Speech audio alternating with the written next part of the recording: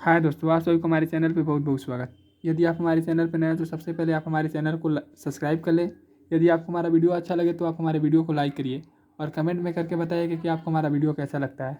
चलिए, हम आपका कक्षा 12 का एक मोस्ट IMP निगमन लाए हैं। यदि आपको हमारा वीडियो अच्छा लगे तो हमारा उम्मीद है कि हम आपके लिए बेहतर से बेहतर कंटेंट बनाते हैं, जिससे आपको भी फ़ायदा हो और आप हमें वीडियो देखते हैं तो हमें भी फ़ायदा होता है। ठीक है, तो हम पढ़ते हैं। इसमें पहला क्वेश्चन आपका है कि किसी बिंदु आवेश के कारण उत्पन्न वैद्युत विभव का सूत्र का निगमन करना। ठीक है, इससे पहले हमने वैद्युत क्षेत्र की तीव्रता का सूत्र का निगमन कर लिया है। यदि आप नहीं देखे हैं तो प्लेलिस्ट बना दिया गया है क्लास 12 का मोस्ट IMP क्वेश्चन क्लास 2026 को देखते हुए, तो आप उसको देख लीजिए, आपके लिए बेहतर होगा। ठीक है, तो देखिए इसमें माना लिखेंगे, कहेंगे Q1 Q2 दो आवेश है, उस पर लगने वाला बल आपका F है तथा उनके बीच की दूरी क्या है, R है। ठीक है, R कहिए चाहे DX कहिए। ठीक है, तो यहाँ लिखते हैं हम सबसे पहले माना। ठीक है, माना लिखेंगे इसमें, माना Q1 तथा Q0 दो आवेश हैं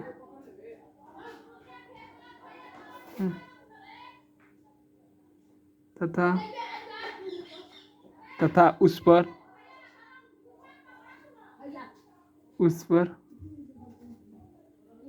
लगने वाला बल F है तथा उनके बीच की दूरी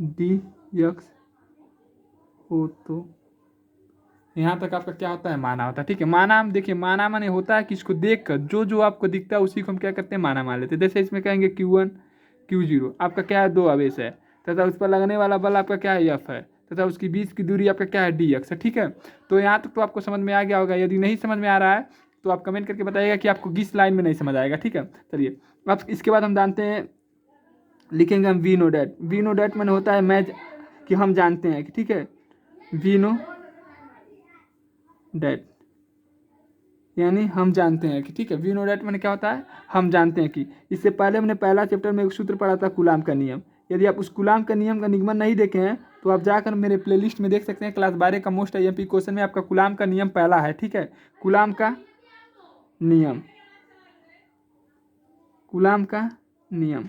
और आपको पता भी होगा कि कूलाम का नियम बराबर सूत्र क्या होता है, F बराबर 1/4πε0 Q1 Q2 बट्टा R स्क्वायर। ठीक है, ये आपका क्या होता है, कूलाम का नियम होता है। ठीक है, यदि आप इस नियम को नहीं देखें, निगमन कैसे किया गया है, तो आप जाकर हमारे सूत्र में देख सकते हैं या प्लेलिस्ट में भी देख सकते हैं। यदि आप लिखेंगे कि क्लास 12 का निगमन, तो ये हमको लग रहा है हमारा वीडियो पहला वीडियो यही होगा। ठीक है, तो आप इसको देख सकते हैं। अभी हमारे चैनल पर उतना ज़्यादा वीडियो नहीं है, लेकिन हमारे चैनल पर 9th 10th 11th 12th का मोस्ट IMP क्वेश्चन डाला जाता है। यदि आप जुड़े हैं तो देख भी सकते हैं, यदि नहीं देखना चाहते तो कोई बात नहीं। ठीक है, तो चलिए हम देख लेते हैं आपका अगला देखते हैं। देखिए लिखेंगे कि Q आवेश को अनंत से एक बिंदु तक ले जाने में किए जाने वाला कार्य लिखेंगे। देखिए यहाँ पर लिखेंगे आपका कि Q आवेश को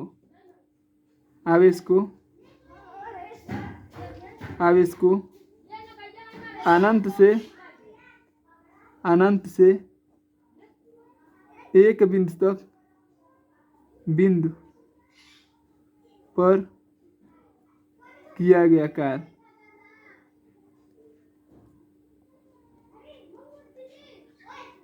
कार्य और आपको पता भी होगा कि कार्य बराबर सूत्र क्या होता है, बल गुणे बल की दिशा में विस्थापन। यदि आप बल का विस्थापन का परिभाषा नहीं जानते हैं तो हमारे 60 वीडियो में जाकर देख लीजिएगा, आपको बल और विस्थापन का दोनों का परिभाषा आपको मिल जाएगा। ठीक है, ये आपका हो गया W। बल को किससे लिखते हैं, कहेंगे F से। विस्थापन को किससे लिखते हैं, कहेंगे DX के, क्योंकि देखिए विस्थापन यानी बीच की दूरी। ठीक है, विस्थापन यानी विस्थापन किसे कहते हैं, कोई पूछ ले तो कहेंगे क्या होता है, विस्थापन का परिभाषा आपको पता ही होगा। यदि आप नहीं जानते तो विस्थापन की परिभाषा सुनिए। क्या आता है कि वेग, नहीं विस्थापन किसे कहते हैं, दूरी की सबसे छोटी इकाई को क्या कहते हैं, विस्थापन कहते हैं। ठीक है, हमने गलत कह दिया था, तो कोई पूछ ले कि विस्थापन किसे कहते हैं, कहता है कि दूरी की सबसे छोटी इकाई को हम क्या कहते हैं, विस्थापन कहते हैं। ठीक है, यदि आप इसका परिभाषा नहीं जानते तो हमने आपको बताया कि इसका परिभाषा हमने क्या करेंगे, शॉर्ट वीडियो में डाल देंगे। बल किसे कहते हैं, विस्थापन किसे कहते हैं, दोनों का परिभाषा, और कार्य किसे कहते हैं, इसका भी परिभाषा हम बनाकर आपका शॉर्ट वीडियो में डाल देंगे। ठीक है, तो आप देख लीजिएगा। ठीक है, ये आपका हो गया W, और ये आपका हो गया समीकरण 1, और ये आपका हो गया समीकरण 2। ठीक है, कहेंगे समीकरण 1 का मान समीकरण 2 में रखने पर लिखेंगे समीकरण 1 का मान समीकरण 2 में रखने पर,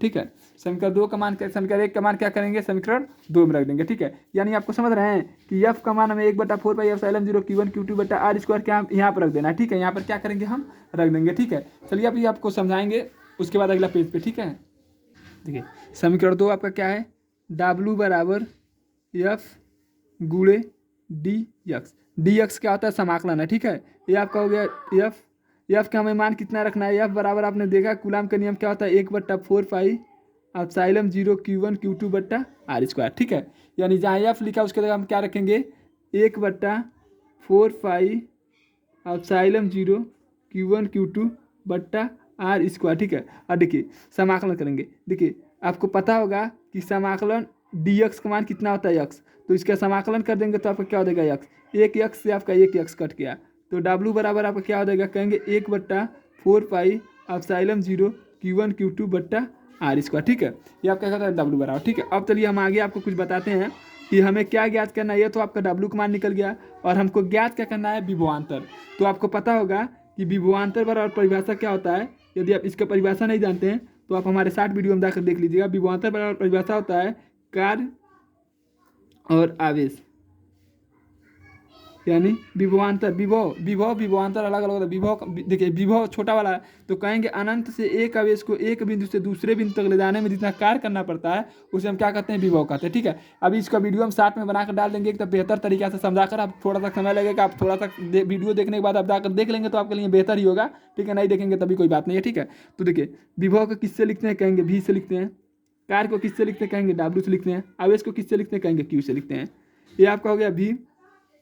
हमने W का मान कितना निकाला है, बगल में लिख देते हैं। W बराबर हमने निकाला है कि 1/4πε0 Q1 Q2 बट्टा R।